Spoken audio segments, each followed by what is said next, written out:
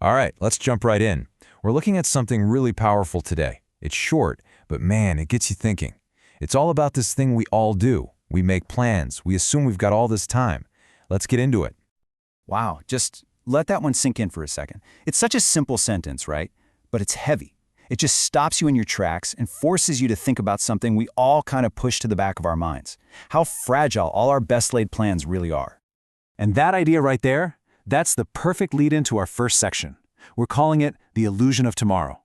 You know exactly what I'm talking about. It's that quiet little assumption we all make every single day that later is a guarantee, that we have this endless supply of tomorrows to get things done. Now get this, the source material doesn't just leave it in the past, it brings it right into the now. It's not about some abstract yesterday, it's about this morning. It shrinks that timeline way down and makes this whole concept feel incredibly close, incredibly personal. And this is where you really see the gap, right? On one side, you have all our normal everyday plans. Finish that project, call a friend, figure out what's for dinner, just life. But on the other side, there's this stark, sudden reality that for some, the clock just stops. No warning. The contrast is, well, it's everything.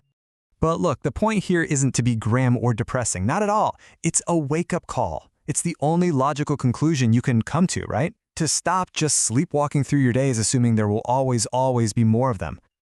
Okay, so if we can't take the future for granted, that leads us right to our next big idea, the reality of a second.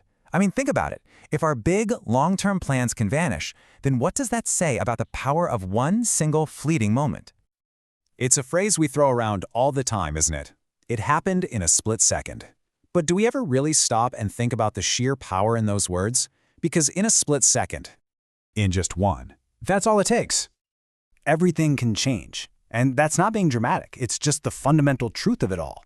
The feeling of stability we crave is often an illusion. Life's biggest turning points can show up completely out of the blue.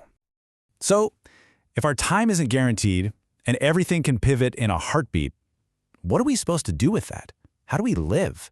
Well, that brings us to our final section, a mandate for living. This is the, okay, now what part of the whole thing. Therefore, I love that word here. It's so decisive. It's not saying, hey, maybe you should think about. No. It's saying, based on everything we've just established, this is what you must do. It's a conclusion, a necessary response. And what is that response? It's this beautifully simple three-part guide. First, forgive often. Just let go of the grudges. They're not worth the time you have. Second, be kind. As simple as that.